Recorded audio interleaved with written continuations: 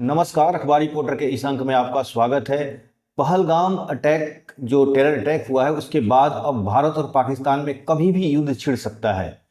इसके लिए मीटिंग हो रही है, बड़े बड़े अधिकारियों की मीटिंग हो रही है, सेना के वाले लोगों का अपनी मीटिंग हो रही है। एक तरह से पूरी तरह से अब तैयारी हो गई है कि वार होगा ही होगा, यानी इसकी संभावना पूरी तरह से बनते जा रही है।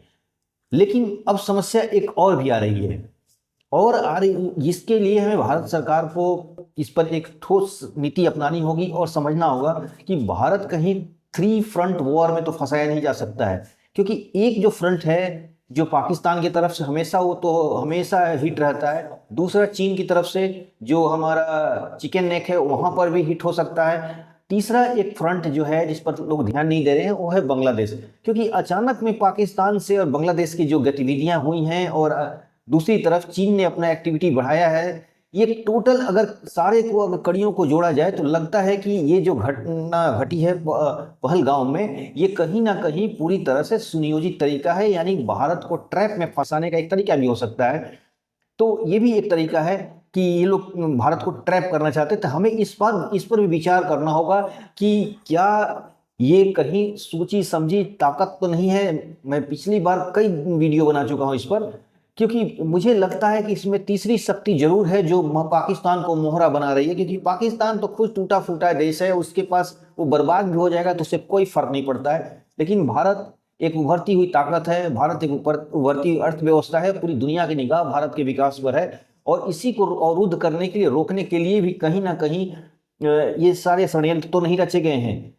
सबसे पहले जरा सोचिए कि पिछले जब से मोहम्मद यूनुस आए हुए हैं बांग्लादेश में, और अचानक में वो आते हैं और भारत के विरोधी गतिविधियों में लग जाते हैं। कभी वो चाइना जाते हैं, कभी वो पाकिस्तान जाते हैं। मतलब एक तरह से पूरी तरह से इन लोग की मीटिंग शुरू हो जाती है। ये तीनों कड़ियां अगर जोड़ा जाए कि उनका चीन की तरफ जाना, चिकन नेक की बात करना, यानी 7 सिस्टर्स जो हम लोग का आसाम वाला क्षेत्र है तो उसकी बात करना, पाकिस्तान से इंगेजमेंट बढ़ना, ये कहीं ना कहीं सारी कड़ियां एक तरह से कोई षड्यंत्र के दर्शन दिखा करा रही हैं। और उसके बाद ये पहलगाम अटैक हो जाता है, यानी भारत को उकसाया जाता है कि किसी तरह वो लड़ाई में कूद जाए।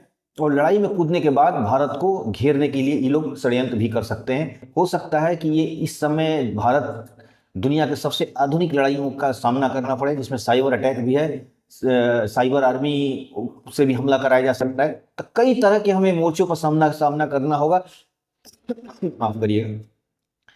इस लिए हमें इस बात को सोचना होगा कि जिस तरह से ये सारे लोग भारत को घेर रहे हैं, तो हमें एकदम संभल के कोई नीतियों को चलना है। और हमारी जो एजेंसियां इस पर विचार की होंगी, इसमें कोई दो राय नहीं है।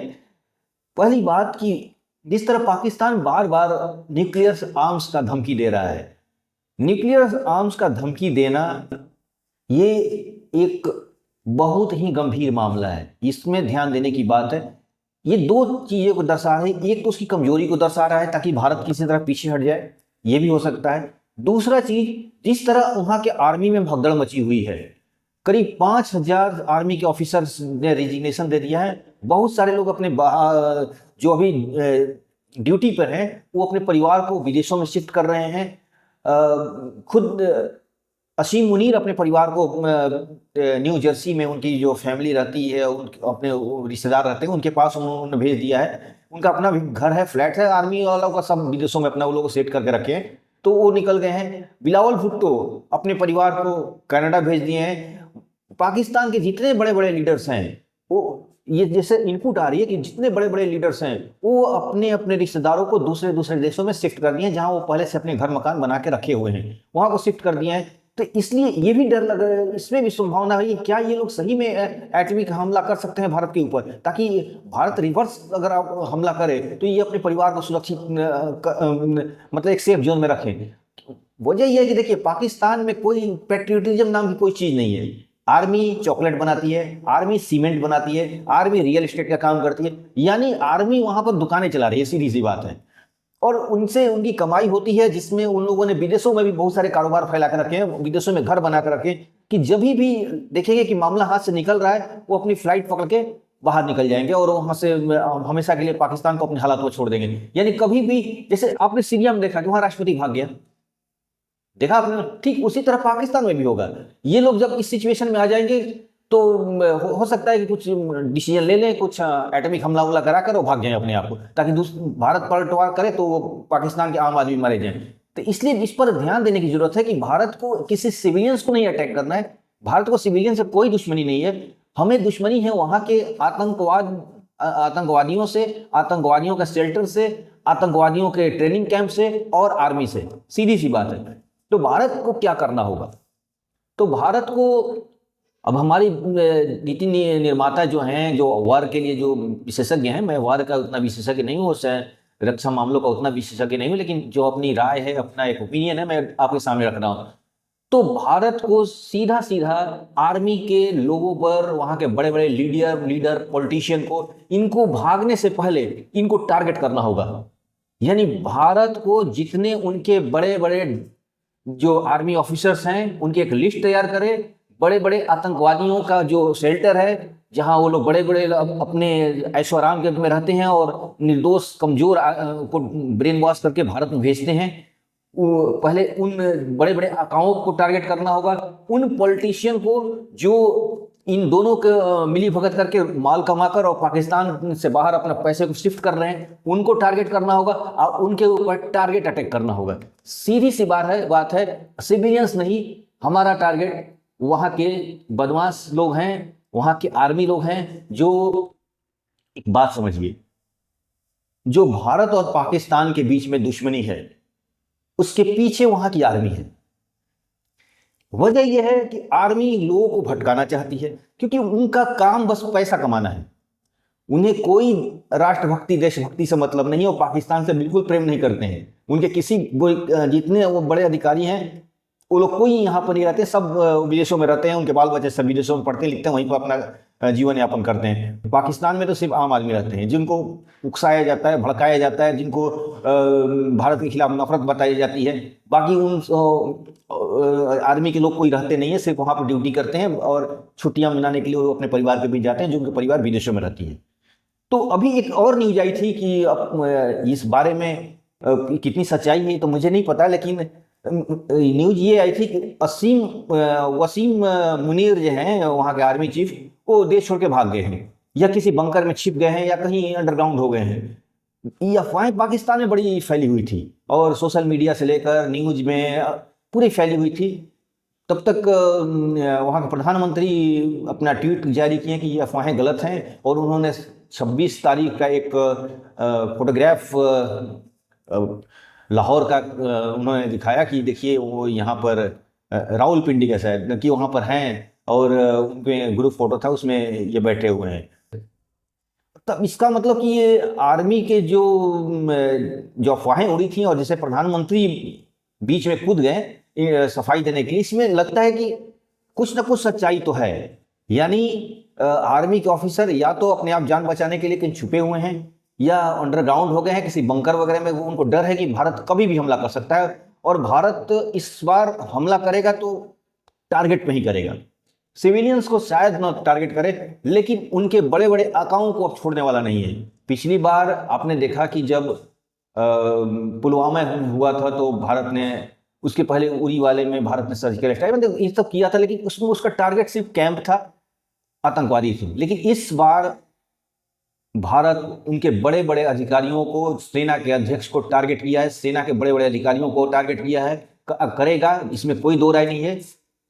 किया है नहीं, मुझे नहीं, मैंने गलत बोल दिया, किया है नहीं, करेगा या कर सकता है, मेरा अनुमान है। क्योंकि मैं पहले बता दूं कि मैं रक्षा विशेषज्ञ नहीं हूं, मुझे इस बात का नहीं पता है कि भारत कैसे प्लानिंग कर रहा है। मेरा अपनी राय है और मैं अपनी राय बता रहा हूं आपको कि भारत को इस तरह का स्टेप्स लेना चाहिए।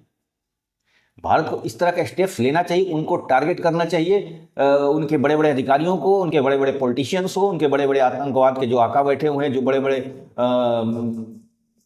मदरसा चलाते हैं, बड़े बड़े आतंकवादी संगठन चलाते हैं, जैसे मोहम्मद के लोग हुए हैं, हिजबुल मुजाहिदीन के लोग हुए हैं, या रेजिस्टेंट फ्रंट जो ये अभी बनाए थे अभी, उसके लोग जो लीडर्स हुए, इनके ऊपर हमला करें और इनको सफाई कर दे, ये सब चीज़ें, ताकि उनको डर होना चाहिए कि अब भारत पर कभी भी आतंकवादी हमला होगा तो उनके बड़े बड़े अधिकारियों का विकेट गिरेगा, उनके बड़े बड़े आर्मी चीफ का जो होंगे, चाहे आर्मी के बड़े बड़े अधिकारी हुए या आतंकवाद के बड़े बड़े आका हुए, बड़े बड़े उनको टारगेट करेगा और उनको भारत उनका विकेट गिराएगा। इसमें एकदम तय है। और इस तरह कहीं उनको डर पैदा करना चाहिए, क्योंकि ये लोग जब से हर बात पे एटमिक हमले के धमकी देते रहते हैं, तो भारत को भी सोचना चाहिए। दूसरी बात की वो गधों को ये समझ में नहीं आता है कि तुम एटम बम फेंकोगे तो भारत क्या दिवाली के लिए सुरक्षा है? प्रधानमंत्री मोदी ने ही बोल रखा है कि भाई जिस तरह तुम एटम बम का धमकी देते रहते हो तो भारत क्या तो वो लोग कहते हैं कि भारत ने वो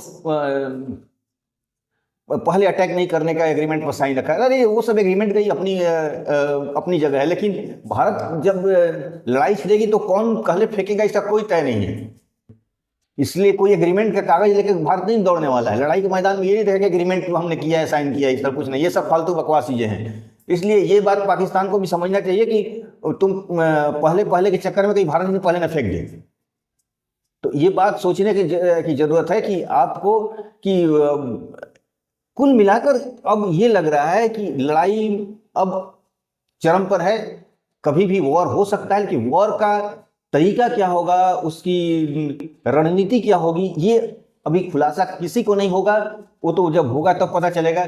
लेकिन मेरा मानना है कि भारत को फुल स्केल वॉर में नहीं जाकर भारत को अब टारगेट अटैक करना चाहिए। यानी बड़े बड़े आर्मी के अधिकारी हों, बड़े बड़े ब्रिगेड हों, या उनके जो टॉप 10 के बड़े बड़े, जैसे अमेरिका ने किया था, चाहे ये इजराइल ने किया था, उस तरह अटैक करे और ये बात उनको दिमाग में डाल दे कि आज के बाद अगर आतंकी हमला होगा तो आपके बड़े बड़े विकेट गिरेंगे। तो आज के अंक बस इतना ही। नए के साथ फिर आपसे मुलाकात।